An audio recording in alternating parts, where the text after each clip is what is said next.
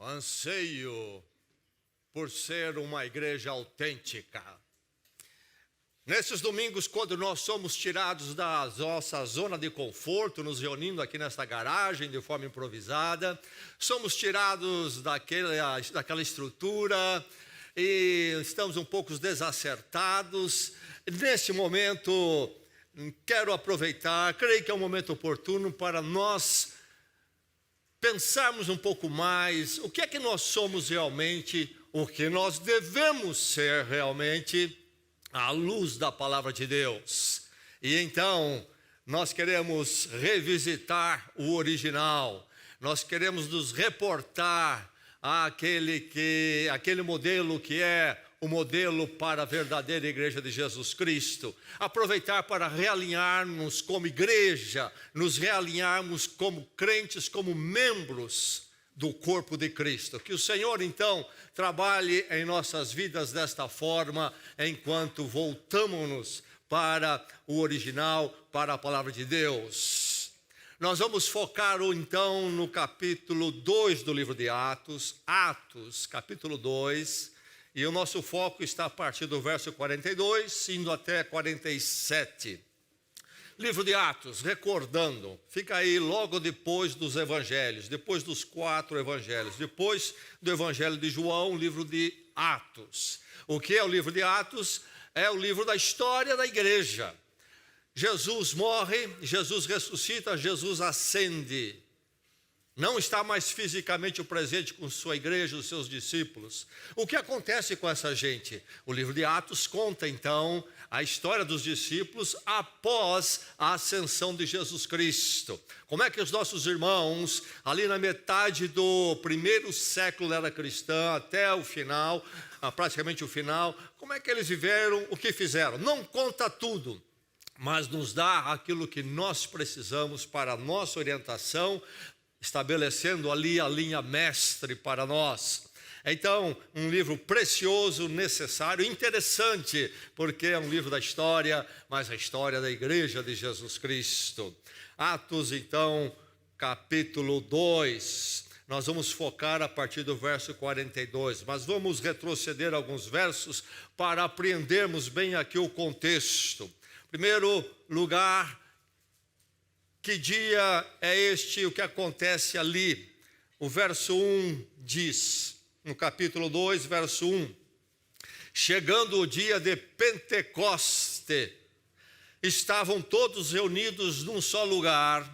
De repente veio do céu um som como um vento muito forte e encheu toda a casa na qual estavam assentados.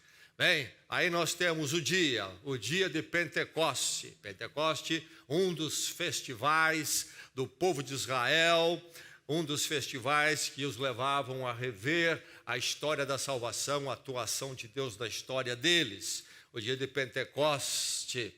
E aí está a igreja reunida em um ambiente, num espaço, aqui fala uma casa, mas tudo indica então um salão, como algumas casas com mais recursos tinham. E pelo contexto entendemos que era próximo do templo, pelo que vai se dar depois. Então Pentecoste, um dia quando Jerusalém estava cheia de peregrinos. Se Jerusalém tinha ali por volta dos seus 20 mil habitantes nesse dia, isso extrapolava lá para 100 mil, muita gente, dia de Pentecoste. No verso 14 continua a narrativa.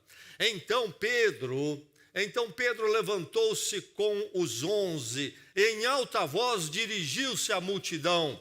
Homens da Judéia e todos os que vivem em Jerusalém, deixe-me explicar-lhes isto. Ouçam com atenção. Estes homens não estão bêbados como você supõe. Ainda são 9 horas da manhã. Ao contrário, isto é o que foi predito pelo profeta Joel. Nos últimos dias, diz Deus, derramarei do meu espírito sobre todos os povos. Ali então acontece a vinda do Espírito Santo para estar com a igreja, não mais a presença de Cristo, mas agora do Espírito Santo conduzindo, sustentando a igreja. inicia-se ali conforme a palavra profética já havia dito, e Pedro explica a eles o que está acontecendo com os discípulos, com a igreja, explica ao povo ali, a multidão. O verso 29 continua Pedro falando: irmãos, posso dizer-lhes com franqueza que o patriarca Davi, rei Davi, morreu e foi sepultado, e o seu túmulo está entre nós até o dia de hoje. Mas ele era profeta e sabia que Deus lhe prometera sob juramento que colocaria um dos seus descendentes em seu trono. Prevendo isso, falou da ressurreição do Cristo, que não foi abandonado no sepulcro e cujo corpo não sofreu decomposição. Deus ressuscitou este Jesus e todos nós somos testemunhas desse fato. Exaltado à direita de Deus, ele recebeu do Pai o Espírito Santo prometido e derramou, que vocês agora veem e ouvem. Então ele vai citar o Salmo 16 em particular, que Davi escreveu, e onde o rei Davi ali, 10 séculos antes, fala deste personagem e desta ressurreição de forma figurada. E então Pedro diz, isso aconteceu agora em Cristo Jesus. E no verso 36, Pedro continua ainda mais, dizendo: portanto, que todo Israel fique certo disto: este Jesus, a quem vocês crucificaram, Deus o fez Senhor e Cristo.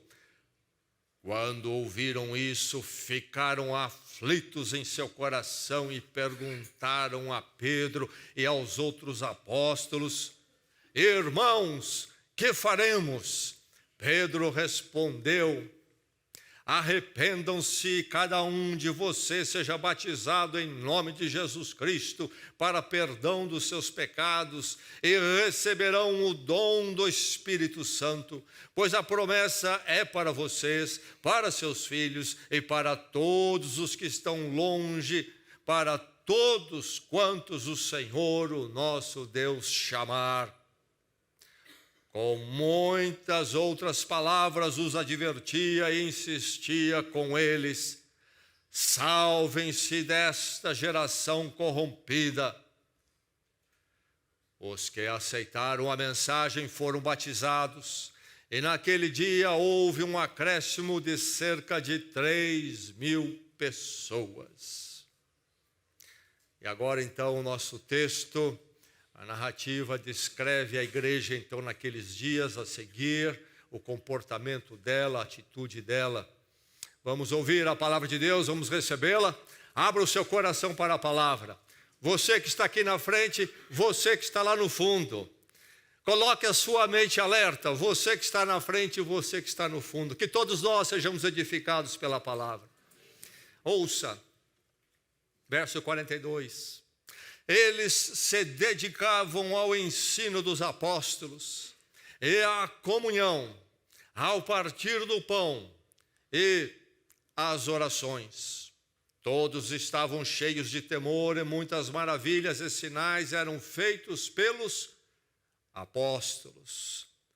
Os que criam mantinham-se unidos e tinham tudo em comum, vendendo suas propriedades e bens, distribuíam a cada um conforme a sua necessidade.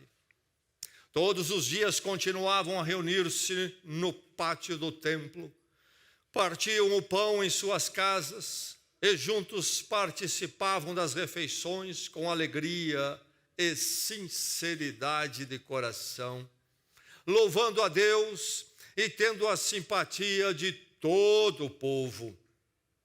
E o Senhor lhes acrescentava diariamente os que iam sendo salvos. Verso 42, mais uma vez. E eles se dedicavam ao ensino dos apóstolos, à comunhão, ao partir do pão e às orações. Esta é a palavra de Deus. 2 sapos, 2 sapinhos novos, ainda na adolescência, peraltas. Diz a história que exige de nós estendermos, esticarmos um pouco a imaginação. Os 2 sapinhos lá estavam, nas suas peraltices, e de repente, num pulo que os 2 dão, caem no leite dentro de um latão. E lá estavam os 2 agora no leite, diz a história, e não havia nenhum lugar de apoio para que pudesse, com as suas pernas, dar um salto para fora. E lá ficaram, e pensando o que fazer, nadaram, se é que sapo nada, e nadaram, e começaram a ficar cansados. E diz a história que um dos sapos peraltas ali entregou os pontos, disse para o seu companheirinho: não aguento mais, chega. E sucumbiu, desapareceu no leite. Mas diz a história que o outro continuou batendo ali as suas pernas, e bateu, que chegou uma hora que o leite virou manteiga, e ele pulou para fora. Bem, seja o que for dessa história, e tudo aquilo que podemos fazer aí os devidos reparos, a verdade é que eu não conheço nenhuma história tão simples e que explica tão bem, que ilustra tão bem uma virtude da vida humana, uma virtude fundamental que se chama perseverança. Nesta manhã estou falando a uma igreja perseverante. Nesta manhã estou falando a um cristão, um discípulo perseverante, que a palavra de Deus nos faça perseverantes. Todos nós somos abençoados com a luz artificial elétrica.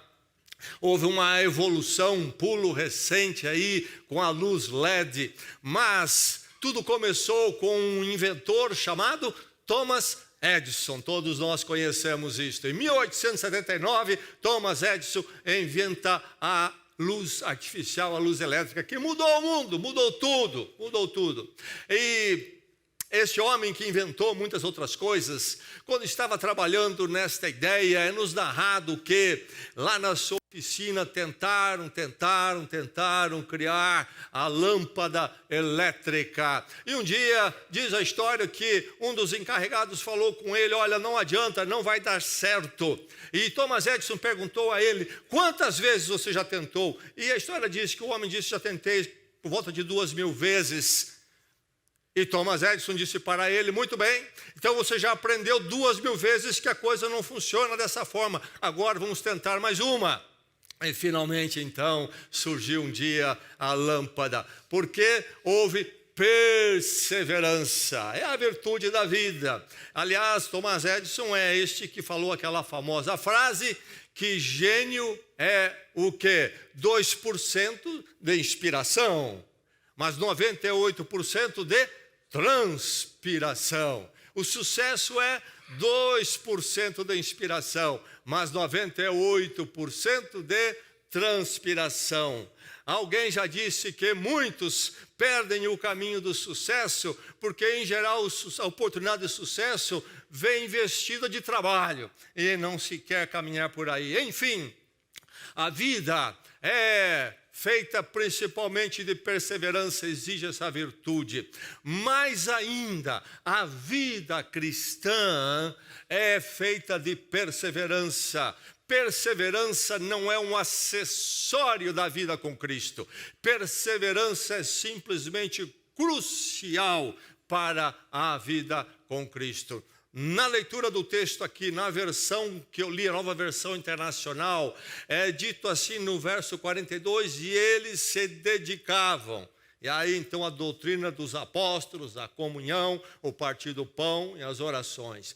Quero chamar a sua atenção nesta manhã, a palavra de Deus fala ao seu coração nesta manhã, nesta palavra aqui, dedicavam-se. E eu quero fazer aqui uma correção, ouvindo os tradutores, os entendidos, que a tradução melhor seria eles perseveravam. Dedicavam não está errado, mas é mais preciso, chega mais no lugar do texto original, da palavra original usada no grego antigo, perseverar. Perseverar aqui é nos dito pelos tradutores que tinha a força de insistir em permanecer, perseverar. A palavra usada, então, lá na antiguidade, no texto bíblico, tinha esta ideia de insistir em permanecer, ou ocupar-se diligentemente, perseverar. Perseverança é algo, então, necessário à vida cristã, a todos nós. A necessidade é tremenda. Aliás, vida cristã é algo que pode ser identificado como perseverança. Não há vida cristã sem perseverança. Não há vida cristã sem perseverança. É preciso que esta virtude cristã chegue a cada um de nós, seja achada em nós individualmente, em nós como igreja de Jesus Cristo. É uma necessidade. A perseverança, já disse, não é um acessório, mas algo necessário, aquilo que não pode faltar, aquilo que não pode deixar de ser. Todos nós sabemos o que é acessório. Nós já sabemos, por exemplo, que carros, automóveis têm acessório, coisas que se adicionam àquilo que já é o automóvel. Perseverança, então, não é um acessório. Acessório do automóvel pode ser tirado. Não quero isso, não quero aquilo, e você tem o automóvel. Perseverança não é acessório. Eu quero a vida cristã, mas olha, o acessório perseverança quero deixar de lado. Não preciso disso. Não é possível, porque ela é parte da essência do andar com Cristo. Se você ler o Evangelho que Jesus ensina sobre o discipulado, os ensinos dos apóstolos, você vai ver que perseverança está presente em todo lugar. E podemos trazer à memória o sermão de Jesus sobre o fim dos tempos, lá em Mateus 24. Aquele capítulo interessante, intrigante, Jesus falando do caminhar da história e o caminhar para o retorno dele um dia em glória e poder. E Jesus tem, no momento, naquele sermão, um aviso, um alerto a nós, como aos discípulos do primeiro século, de tempos difíceis. E que a vida cristã neste mundo, ser um discípulo dele, não seria simplesmente um deitar numa espreguiçadeira à beira de uma piscina, mas um campo de luta e desafio. E ele vai dizer em Mateus 24, a partir do verso 9, então sereis odiados de todas as nações por causa do meu nome. Está preparado para isto? Nesse tempo, muitos hão de se escandalizar. Quem vai se escandalizar? Aqueles que se diziam discípulos de Cristo, membros da igreja, que iam à igreja, vão se escandalizar por causa dos tempos difíceis. Igualmente hão de surgir muitos falsos profetas e enganarão a muitos. Você ouviu o que ele falou? Falsos profetas. Ele não disse surgirão muitos artistas, pensadores. Não, profetas, isto é, gente de atuação no chamado campo evangélico, gospel, gente que fala como mestre, gente que está ensinando, gente que atrai público, gente que tem seguidores.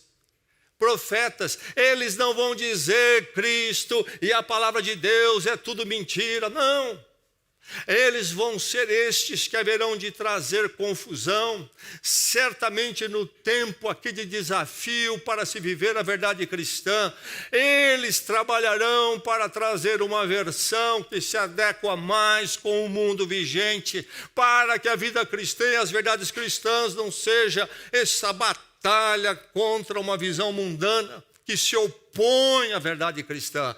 Profetas que enganarão a muitos, não poucos, muitos, terão a palavra fácil, a comunicação, e vão conseguir seus seguidores. E por isso, diz Jesus mais, e por se multiplicar a iniquidade, o amor de muitos esfriará. Interessante, o amor, isto é, a convicção cristã, o amor a Deus, o amor à comunhão, o amor à igreja de Cristo, o amor à verdade, o amor de Deus sobre todas as coisas, isso vai esfriar. Por quê? Porque a iniquidade se tornará tremenda. A cultura e o mundo vai caminhar para a iniquidade, a imoralidade. Uma proposta de valores e vida totalmente oposta àquilo que a palavra de Deus ensina. E é interessante que essa pressão da iniquidade levará muitos a abandonar, então, o seu amor, o seu relacionamento com Deus, Cristo, com a igreja e com a palavra. Mas aí vem a palavra final de Jesus Cristo aqui em Mateus 24, no verso 13, ele conclui dizendo o quê? Mas quem perseverar até o fim, esse será salvo. Você ouviu? A vitória é daquele que perseverar. Não daquele que apenas começar, não daquele que apenas andar metade do caminho, mas aquele que perseverar até o fim. Esse será salvo. Esse vai ganhar o troféu. Esse vai ser o abençoado eternamente. A vida cristã não é um momento, não é uma fase. Ela é simplesmente uma história toda que eu preciso escrever com Deus em Cristo em minha vida. E a história da igreja, esta igreja, da mesma forma, até o fim, perseverar. Perseverança é uma necessidade. A vida cristã é feita de perseverança. Aqui nós temos este grande dia de Pentecoste, um festival lá em Jerusalém, gente de toda parte do mundo, judeus que estavam já fixados até além das fronteiras de Israel, vinham para esse grande festival, festival de Pentecostes.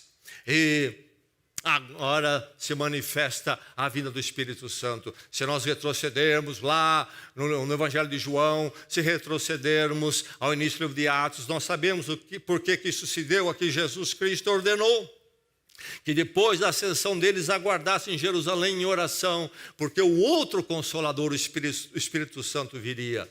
E então, 50 dias depois da Páscoa, vem o Espírito Santo. E aí precisamos lembrar desse fato.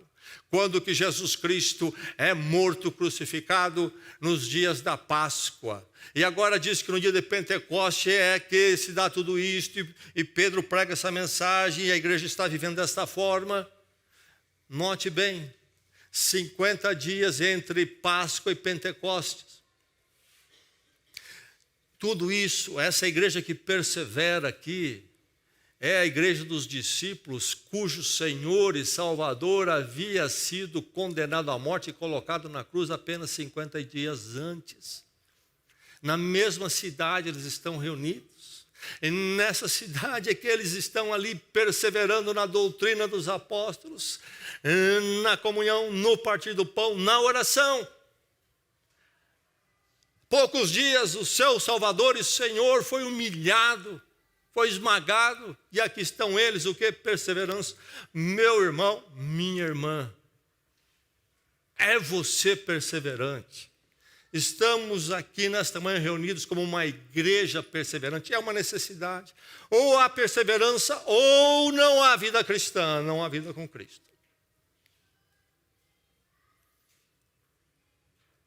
Nós temos muitos bons de começar e poucos bons de terminar, não é verdade? Eu me canso às vezes, tendo que lidar com pessoas que são apenas de começo e fase, e depois, então, não mais. São muitos começativos, mas não terminativos. Perseverança é preciso. Mas o que é ser perseverante? Como ser perseverante? Perseverar é uma virtude necessária, mas carregada. Ela implica e traz muitos aspectos. Perseverar envolve ser o quê? Focado. Eu preciso saber no que é que eu estou me aplicando. Preciso ser definido, ter o objetivo muito claro. Aqui está a igreja perseverante. Como? Corria de um lado para o outro, faziam isso, faziam aquilo, vinha uma moda, eles mudavam, transformavam a igreja, depois vinha outro modelo, outra moda, e outra ênfase. Não, perseveravam na doutrina dos apóstolos, na comunhão, na partir do pão e na oração. Ponto. Eles sabiam sobre o que eles eram e no que eles deveriam habitar, permanecer e carregar dia após dia. Eram focados. Nós vivemos dias onde a igreja pipocando para todo lado, mas eu questiono e coloco sob julgamento de todos a minha colocação, mas é minha observação com muito peso no coração, que se realmente colocarmos a palavra de Deus como teste, uma grande parte do que se identifica como igreja, inclusive com aparente grande movimento, não se qualificam como igreja. Basta apenas se pensar e olhar muito bem isso, perseveravam na doutrina dos apóstolos, na comunhão, no partir do pão e nas orações. Igrejas com distorção nos nossos, tão distorcidas, igrejas que já não são mais reconhecíveis à luz da palavra de Deus, falam de Jesus Cristo, abrem a palavra, tem pregação, cantam umas canções que mencionam Jesus, Deus em particular, daqui e dali, mas não são mais igrejas. Falta essa perseverança nesse foco, focado como esses. E aí nesse bojo, nessa carga toda, então vai se formando e surge um tal de cristão vacilante, um cristão volúvel. Há um tal de ex-igrejado, passam, vão lá, dizem que até foram batizados, às vezes assim no tapa, e depois não são mais. Aí o IBGE bate de porta em porta, e vai descobrindo o quê? A porcentagem hoje que o IBGE nos dá de gente que se diz evangélica e não está mais na igreja é uma porcentagem enorme. O próprio IBGE nos dá isto. Por quê? Há algo de errado no foco, no perseverar, no que estão percebendo, o que marca estas igrejas. E então a formação desses cristãos. Forma-se cristãos como discípulos, como aparente cristãos, caprichosos. Vivemos a era dos caprichos. Todas as coisas estão aí, vivemos numa ênfase materialista dos produtos. E o marketing, a indústria fica querendo atender o quê? Atender os caprichos das pessoas. E se você souber fazer isso, tem sucesso. E chamada fé cristã foi adotar o quê? A orientação do marketing, do mundo dos negócios. E transformou fé, transformou vida cristã, transformou igreja no quê? Num produto. E aí ficam então fazendo coisas para atender os caprichos. E os chamados cristãos são formados dentro daqueles caprichos que ele traz da vida mundana. E apenas agora aplica ao que ele diz ser igreja, ser parte da igreja. Igrejas que ficam fazendo pesquisa de mercado, o que é que o povo quer. Sim, fala-se muito em diálogo com a cultura. É verdade que precisamos comunicar o evangelho de uma forma que a cultura entenda, mas isso é muito diferente de transformar o evangelho para agradar a cultura. Uma coisa é se tornar inteligível, outra coisa é se modificar o que é igreja, o que é a verdade cristã, naquilo que agrada o que a cultura está dizendo e que está na cabeça das pessoas. Igrejas movidas por isso, cultos, liturgias movidos por aquilo que agrada, atrai público. Movidos, crentes então, cristãos movidos pelo quê? Pelas suas preferências. E abre então uma igreja da hora, todo mundo vai lá em todas as cidades. Até que aparece uma outra que agrada mais o público com isso e aquilo, todo mundo vai para lá. Do mesmo jeito que as pessoas vão ao shopping center e escolhem qual loja vão entrar, escolhem a igreja. Eu gosto disto, eu gosto daquilo. Crentes movidos por preferências e não por uma perseverança neste foco, doutrina dos apóstolos. Primeiramente, veja a prioridade. A primeira coisa que vem. Não é se a música era bonita. Perseveravam na música quentinha. Não, perseveravam na doutrina dos apóstolos. E depois os decorrentes. Comunhão, partir do pão, oração. Foco. É preciso saber no que está se focando. Podemos pensar que alguém com crente até uma igreja é muito perseverante, porque eles estão agitados. É um movimento, e movimento sem ter aquele entusiasmo. E faz e acontece. Qual é o foco? A perseverança é sobre o quê? No quê? Ser perseverante é ser focado, saber no que estamos perseverando. E aí, então, é preciso ser convicto. Se eu sou perseverante, eu preciso ser convicto, isto é, ter um compromisso. Estes irmãos nossos aqui perseveravam na doutrina dos apóstolos e depois nas práticas decorrentes dessa doutrina. Esses irmãos nossos aqui, então, eram convictos, porque eles perseveravam na doutrina.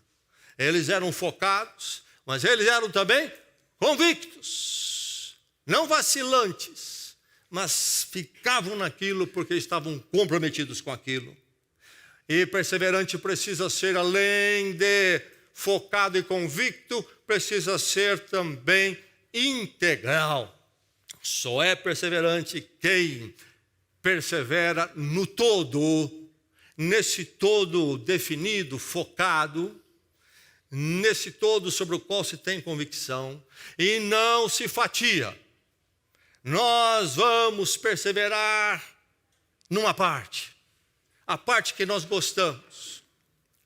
Vi a entrevista com um dos pastores mais conhecidos dos Estados Unidos hoje, está entre os mais conhecidos, tem uma igreja que ajunta milhares de pessoas, e a pregação dele toda é sobre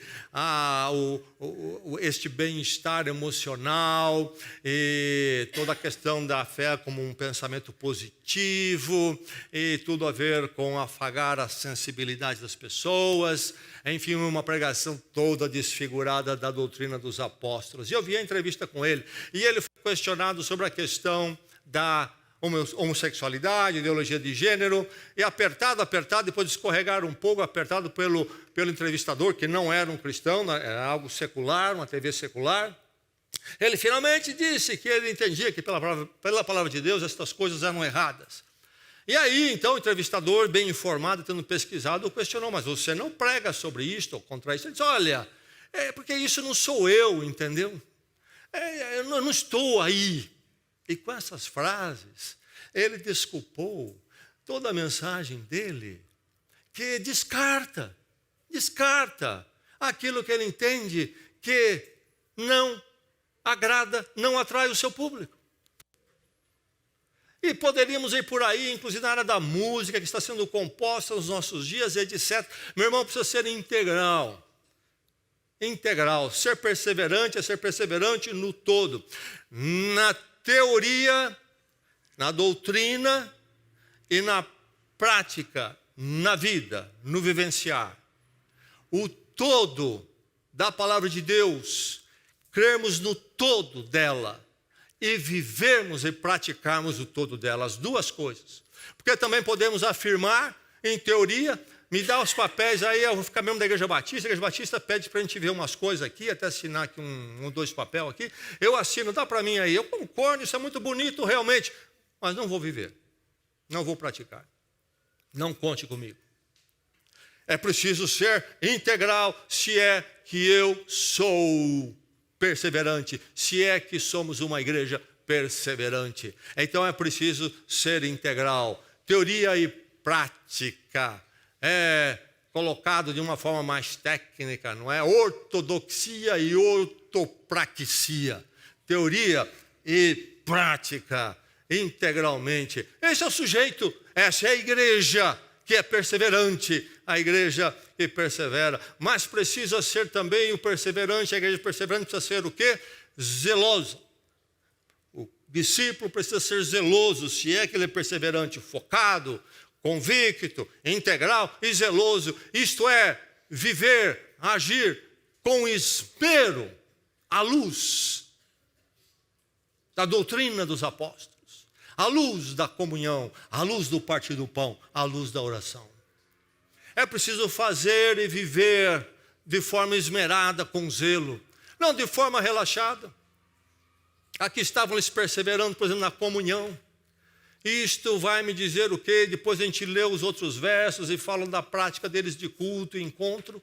Eram pessoas zelosas, por exemplo, por causa daquilo que a doutrina dos apóstolos ensina sobre o corpo de Cristo e igreja. Eles eram zelosos da comunhão, no cultuar, na presença.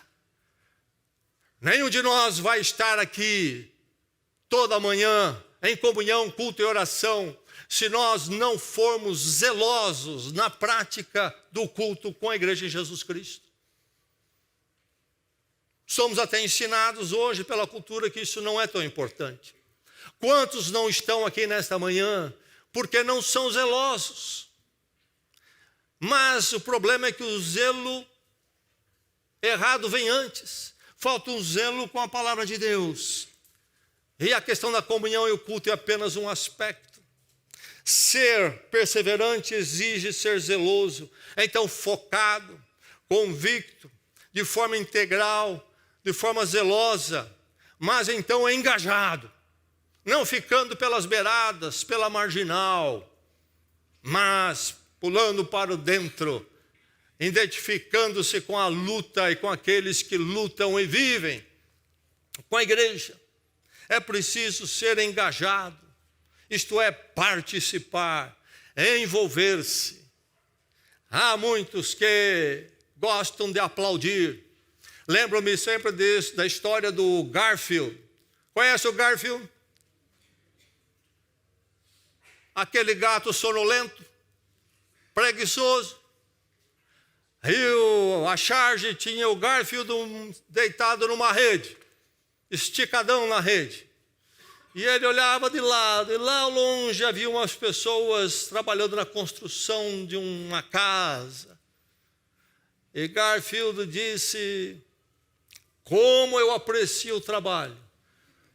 Posso ficar observando por horas. Quantos crentes estão observando? Parece que são perseverantes. Eu estou vendo como é que vocês estão fazendo, sabe, vocês estão indo bem. Aliás, eu apareço aqui na igreja uma vez por mês para dar uma vigiada, ver como é que vocês estão indo. Parece que é, mas não é. Falta perseverança, falta o engajamento, vestir a camisa. Eu sou um de vocês, eu estou nessa luta com vocês. Em tudo que vocês fazem, creem, na batalha contra o mundo e pela vida em Cristo, eu estou com vocês. Vocês podem ver, é notório isso na minha vida. Ser perseverante é ser engajado. Aqui estavam estes engajados e muito engajados, zelosos. Há pouco tempo foram humilhados com a crucificação de Cristo e agora eles são achados como perseveravam na doutrina dos apóstolos, perseveravam na comunhão, não fugiram. Ei, eu não sou um desses não, eu sei que aconteceu, fiquei envergonhado também, fiquei com medo, caí fora. Não, engajados, estavam ali presentes, sabiam, lá está ele, lá está ela, está lá com eles, é um deles. Ser perseverante, focado, convicto, de forma integral, zeloso, engajado. Mas então, ser perseverante é ser constante. Não é um mês sim e um mês não. Já viu aquele crente que é de fase? Ele aparece, ele diz que agora vai, e parece que vai, e daqui a um pouco ele some de novo. E aí nós vamos atrás, e nós falamos, exortamos, e ele aparece, ele fica sabendo que nós vamos colocar o nome dele na assembleia, como advertência. Então 2 domingos antes ele aparece, porque ele sabe que vai aparecer o nome dele. E parece que vai. E daqui a pouco ele some de novo, para reaparecer na próxima assembleia. E assim vamos. Não é assim a vida cristã. Estou dando um exemplo, mas poderia falar isso em muitas coisas. Na minha vida de oração, na minha vida da contribuição, na minha vida de testemunho, sou eu constante. Na minha vida de me voltar à doutrina dos apóstolos, crescer na palavra, me alimentar na palavra, sou constante. Na minha vida de adoração, sou constante. O que é ser constante? É sempre. Venha sol, venha chuva, venha frio, eu estou lá. Conte comigo. A semana é complicada, eu vivo a vida cristã no trabalho, eu vivo a vida cristã na família, eu vivo a vida cristã no matrimônio. A semana é fácil, eu vivo a vida cristã no trabalho, na família, no matrimônio, na igreja. A semana seguinte é complicada, eu vivo a vida cristã no trabalho, na família, no matrimônio e na igreja. Eu sou constante porque eu sou perseverante porque eu sou constante. Eu dei umas vidas na igreja porque, não sei o quê. Sobe e desce, crente gangorra. Precisamos acabar com isso em nossas vidas.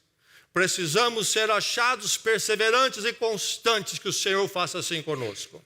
E nos sacuda desta ideia de vida cristã mundana, que não pertence ao original, à igreja autêntica. E eles perseveravam.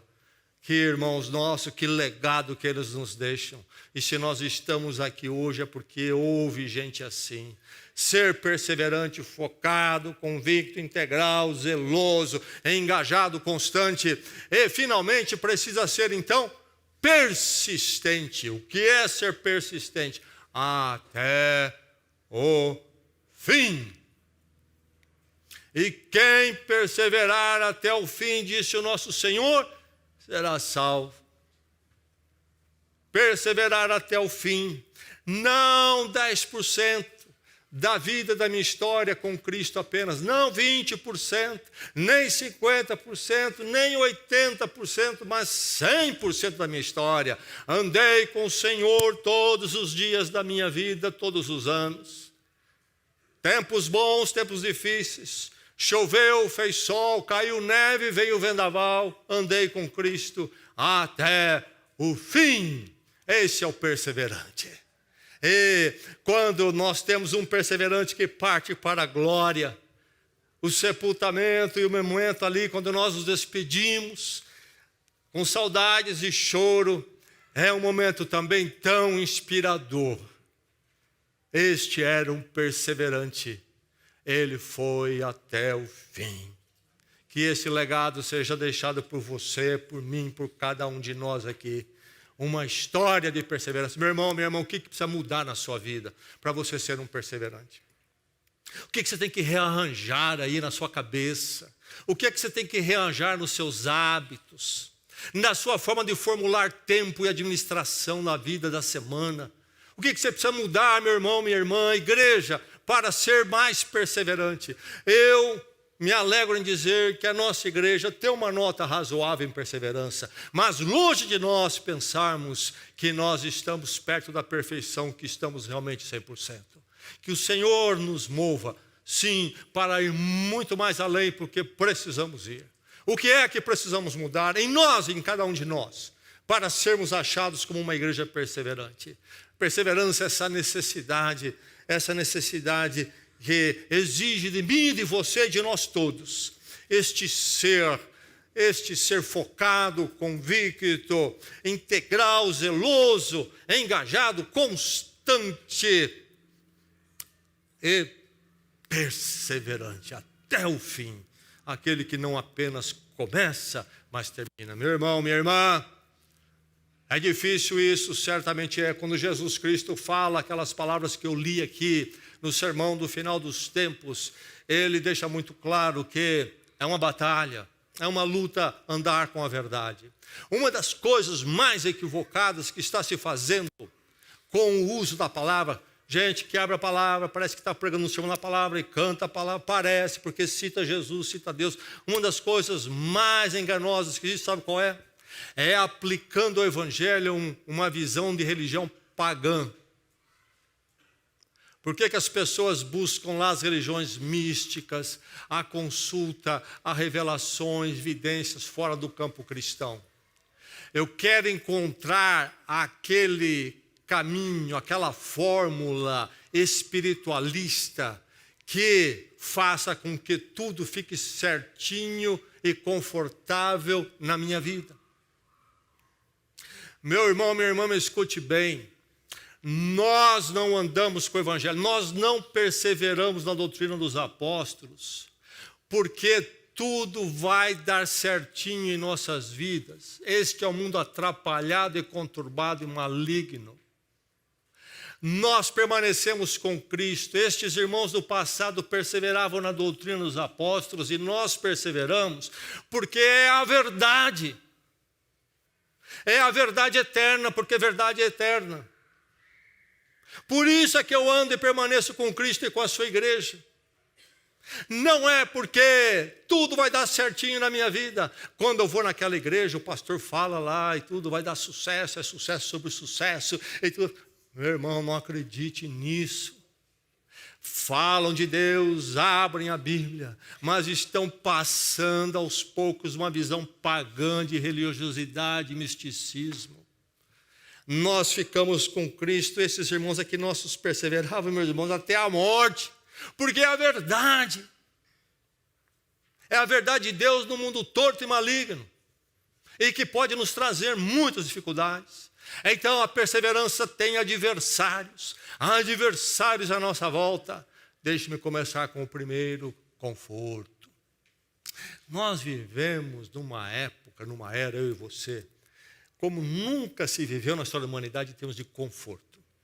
Sabia disso?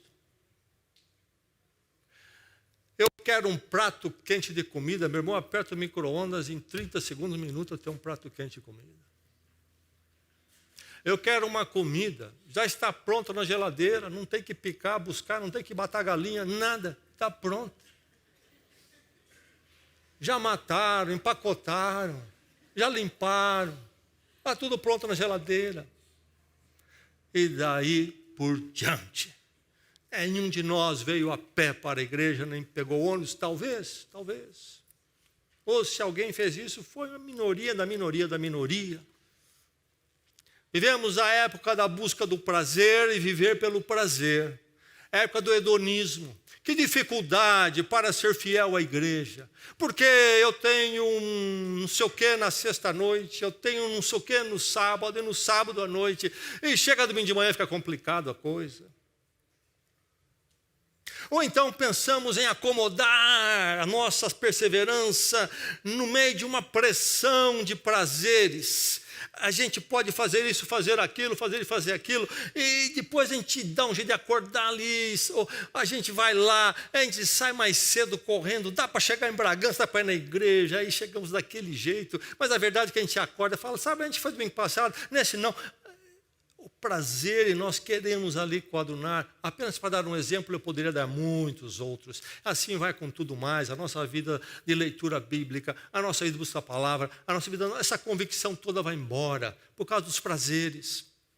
A facilidade, meu irmão, como isso nos tira da perseverança. A verdade é que, por enquanto, nós nos encontramos aqui sem maiores dificuldades, e podemos continuar, não temos que passar por nenhum ponto aí difícil, a gente vai e vem, a igreja reúne sempre, não há nenhuma perturbação. Então, isso tudo parece tão fácil, que pode ser hoje, amanhã eu vou pensar nisso. Na minha casa tem tantas Bíblias lá, tem tantas Bíblias. É tanta Bíblia que a gente nem lê a Bíblia. Mas há aqueles lugares onde não tem.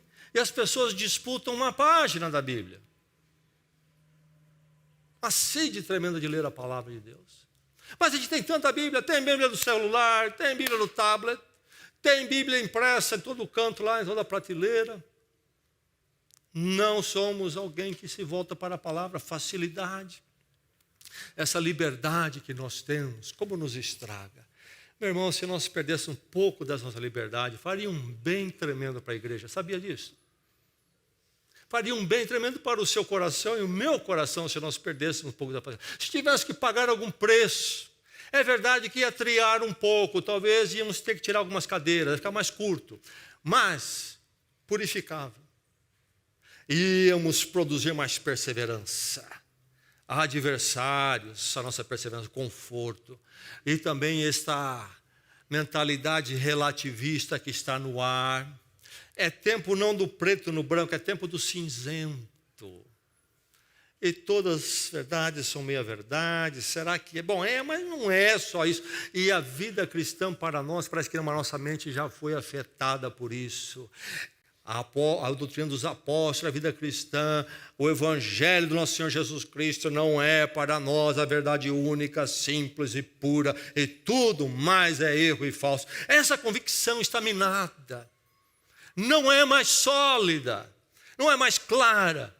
Esse relativismo que nos dá o quê? Essa condição meio superficial na nossa. Não é que nós não cremos. Quer que eu assine, que eu concordo com a declaração doutrinária? Daí que eu assino. Mas há um assinar e um assinar. Um assinar superficial. A ausência de convicção marca a chamada igreja dos nossos dias e o coração dos cristãos. Adversários nossos, o conforto, o relativismo e mais, a sentimentalidade. Você ouviu? Sentimentalidade. Outra palavra, aí você vai identificar melhor o problema. Afetividade. Palavra dos nossos dias. Tudo afetivo. Há todo tipo de afetividade. O escritor tcheco, Milan Kundera, cunhou a frase aí e se tornou bem conhecida, porque ele definiu o ser humano atual como homo sentimentalis. Fala-se lá do primeiro ser humano na cadeia da evolução, não é? Fala-se lá no homo sapiens, e ele fala o ser humano de hoje é o homo sentimentalis. O que governa as pessoas? O sentir. Sentir não é a proposição racional das coisas. Eu sinto, então para mim está bom. Faça como você sente. O importante é você sentir. E aí está o ícone disso na expressão, mas que se derrama em tudo, mas podemos tomar a ideologia de gênero. Você é o que você sente que é. Não aquilo que realmente é. Vivemos na era do sentir. E isto chegou na igreja de Jesus Cristo. Eu estou no culto porque, sabe, no culto eu sinto. Eu sou esse do sentimento. Ouvimos de uma igreja onde dizem que os pastores decidem quem vai pregar, é que lá na hora, não sei se eles tomam café, como é que é, os pastores se juntam, e aí pergunta assim, quem está sentindo aí condições de pregar hoje? Aí um deles fala, hoje eu sinto, eu vou pregar. Meu irmão, se dependesse de eu sentir para pregar aqui, se não é eu depender da graça de Deus e não dos meus sentimentos, você ia me ver pouco aqui. Eu ia deixar o pessoal aqui pregando todo dia, uns outros por aí. Movidos por sentimento. Irmão, eu sou movidos perseveravam nos seus sentimentos. Perseverar na doutrina dos apóstolos, meu sentimento. Eu sei que hoje você não está com muita vontade na doutrina dos apóstolos, mas eu persevero nos meus apóstolos. Sinto muito meus sentimentos. Vamos lá. Vamos lá. Um cabresto nos sentimentos. Vem para cá. Sentimentos são importantes, são. Deus nos fez sentimentais, mas não para nos governar. Somos governados pela verdade. Perseveravam na doutrina dos apóstolos. Eu vou naquele culto porque lá eu sinto. Tem um cara que dirige a música lá. É um negócio. ele faz a gente pular, ele grita em êxtase, e daqui a um pouco ele nos conduz a um chorinho, é um achego do coração, e alguns choram. Isso vai por um tempão, e o pastor também termina. Nada contra a emoção, se a verdade do evangelho me mover às lágrimas, amém. Mas, meu irmão, a questão é se foi a verdade do evangelho, ou é uma forma de manipular massa e pessoas com sentimento. E aí, então, se cria palco para impactar o sentimento, a sensibilidade das pessoas. O que tem que nos impactar é a doutrina dos apóstolos. Perseveravam na verdade da doutrina dos apóstolos. Eu não sinto que é assim. Eu não vou mais naquela igreja porque eu não me sinto bem, mas eu estou indo numa outra que agora eu me sinto melhor. E eu estou cheio de sentir, e o diabo sapateia na minha vida, eu não sou um perseverante na verdade. Cristianismo sentimentales. Que Deus nos livre disso. Então, aquilo sentimentalidade que é voltado para o que agrada. Igrejas, já falei, movidas por marketing, o que é que agrada o público. Como é que a loja decora a vitrine lá no shopping center? O que ela pensa? O que vai agradar o povo que vai passar na porta aqui. E eles fazem o que for preciso. Vende até a alma ao diabo. Evangelho movido pelo que agrada e não pelo que é o certo, o correto, o autêntico, a verdade. Enfim, adversários não faltam. Cuidado, meu irmão, cuidado, o conforto, o relativismo, a sentimentalidade, essa afetividade que domina a vida humana. Como sobreviver, como ser perseverante nas nossas forças. Não me entenda mal. Esses irmãos não eram perseverantes porque eles em si eram aqueles comigo ninguém pode. Não é isso, meu irmão. Mas essa dependência, este agarrar-se à graça de Deus. Você entende o que é a graça? Não a graça para lhe dar desculpas, mas a graça como sua fonte de vida, de direção, de sustento. Aquele recurso que vem da presença de Deus, para o qual você volta e clama, e Deus concede a você para perseverar dia após dia. Deus não é fácil, os adversários são muitos. Como perseverar no evangelho na minha família, com os meus filhos, no meu casamento? Como perseverar, Senhor, no meu trabalho? Eu preciso da tua graça. Tem misericórdia de mim, senão o fracasso. A graça, este clamor pelos recursos dos céus concedidos àquele que não merece e àquele que não os tem. Essa dependência não de mim, muito menos dos meus sentimentos, porque eles vão me levar à confusão. Mas essa dependência da graça de Deus revelado em Cristo, que morreu e se deu por mim totalmente. E por Ele eu posso viver. Eu sou dele, ele me resgatou, ele há de me sustentar, e eu não posso me esquecer, é o sustento dele, concedido a mim desde o início, sem merecer. Para ele eu me volto e clamo, essa dependência de Deus. E até se eu tropeçar e quem sabe até cair, pela graça eu sempre levanto a perseverança. Se houver um fracasso momentâneo, não permaneço caído, continuo. Retomo. Perseverança, coisa maravilhosa. Estava pensando em alguns exemplos de perseverança na minha vida. Poucas semanas atrás, eu e minha esposa Patrícia participamos do aniversário de 90 anos da mãe dela. E lá estávamos nessa festa, e antes de começar a festa, por volta de umas 60 pessoas, demos a mão nessa grande sala, e o outro falou um pouquinho da convivência com ela, da história com a minha sogra, Bárbara, e uma pessoa pediu a palavra, uma senhora. Ela disse, eu cuido do cabelo da Bárbara há pelo menos 20 anos, talvez um pouco mais. Essa senhora falou. Bárbara, aniversariante, a minha sogra. Eu tenho cuidado do cabelo dela, sou cabeleireira há 20 anos. Por 17 anos, ela me falou do Evangelho, me trazia literatura. Por 17 anos, eu me converti. Sabe o que é isso? 17 anos. A cortar o cabelo, testemunho. Vai arrumar o cabelo, testemunho. 17 anos, a mulher falou. E eu me converti. E ela disse, essa pessoa disse, nunca desistam. Não desista de ninguém.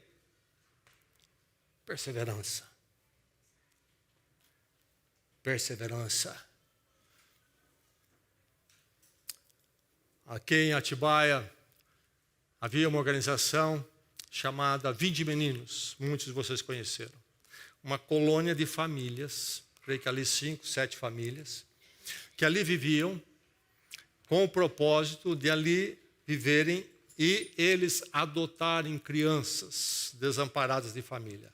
Não abrigarem, eu disse adotarem legalmente. Então, cada casa tinha ali o casal, podia ter 1, 2, 3 filhos seus naturais, e mais ali 3, 4 adotados, legalmente. Vieram para ficar o resto da vida, na vida deles. E uma vez nossa igreja levantou alguns esforços para ajudar, e eu fui lá com mais um ou 2 irmãos fazendo uma entrega.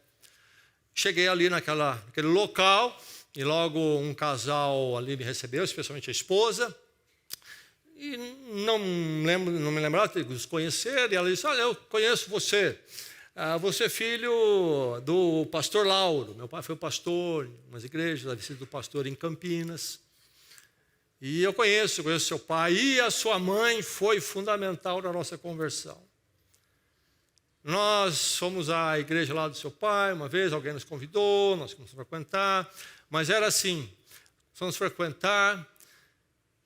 Se nós faltávamos no domingo, podia contar que na segunda-feira, depois das 2, das 3 horas da tarde, você olhar e ia ver a dona Elza, minha mãe, não é? Vindo lá com a sua sombrinha, andando, fazer uma visitinha. Uma coisa insignificante, pensei. Minha mãe, uma senhora, sozinha, indo visitar um casal de interessados no Evangelho. Agora esse casal está abençoando tantas vidas aqui. Perseverança em servir ao Senhor, em andar com o Senhor. E eu conheço minha mãe, conheço minha sogra, sei que as duas não é que fizeram isso nisso que eu contei aqui, mas foram pessoas sempre de oração, pessoas que sempre amaram o Evangelho, perseverantes. Quando garoto, morei numa cidade pequena, e naquela época, não somente pequena, mas uma cidade muito de agricultura, sustentada pela agricultura, o café em particular. E naquela igreja de pessoas simples, a liderança também era pessoas sem muita formação cultural, educacional. E havia um líder que se destacava, um senhor chamado Vital. Vital tinha por profissão, sabe o quê? Ele era bucheiro. Sabe o que é bucheiro? Não vou explicar aqui, porque já está avançada a hora. Você pergunta depois, alguém que conhece o que é um bucheiro. Então, ele tinha sua carroça de trabalho como bucheiro. Ele tinha lá uns 2, 3 cavalos, que era a sua ferramenta de trabalho. E, como muitos outros ali naquela cidade, naquela época, qual era o automóvel do Vital? Uma charretinha. Sabe o que é charrete? Não vou explicar também, depois você pergunta. Era uma charrete. Não só ele, diversos membros da igreja vinham para a igreja de charrete. Do outro lado da igreja havia um terreno vazio, lá eles amarravam a charrete e o cavalo. Iam para o culto. E eu morava perto da igreja, como os garotos aqui. Eu gostava muito da igreja, chegavam os amigos, sabe como é que é? E logo que acendiam a luz da igreja lá, uma meia hora antes pelo menos, eu já estava por ali. Para ver se chegava alguém mais cedo também, para a gente já começar o agito. E me chamava a atenção toda vez, porque um dos primeiros a chegar, não de criança, mas de adultos, era o Vital. com a sua charretinha. Mas sabe, a esposa do Vital, me lembro que um ano antes, por aí, tinha tido um derrame. Estava bem paralisada. Mas agora, já estabilizada, Vital a trazia à igreja. E o Vital chegava mais cedo. E hoje eu entendo por quê. E aí eu parava de ver o Vital chegando. E eu parava para ver, sabe por quê? Porque era uma cena que chamava a atenção em mim. A esposa do Vital não andava. E naquela época não tinha acessibilidade, cadeira de roda, nada disso. O Vital pegava a esposa no colo, levava lá, por isso que ele chegava cedo. Escolhia o lugar certo e colocava a esposa.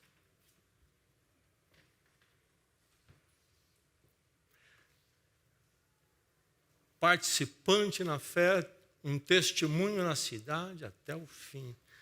Perseverança. E eles perseveravam na doutrina dos apóstolos, na comunhão, no partir do pão, na oração. Quem perseverar até o fim será salvo. Que Deus nos faça perseverante. Meu irmão, que mude na sua vida, tem que mudar. Igreja, que altere sua forma de focar a semana, seus dias, suas horas, suas prioridades. Que Deus desperte um amor, uma convicção no seu coração pela verdade do Senhor. E que você possa se tornar ainda um perseverante de melhor qualidade. Que Deus mova, que Deus altere, que precisa ser alterado. Esse jeitão de ver as coisas, que Deus possa dar uma rodopiada e realinhar tudo isso. E sejamos perseverantes todos até o fim. Vamos orar.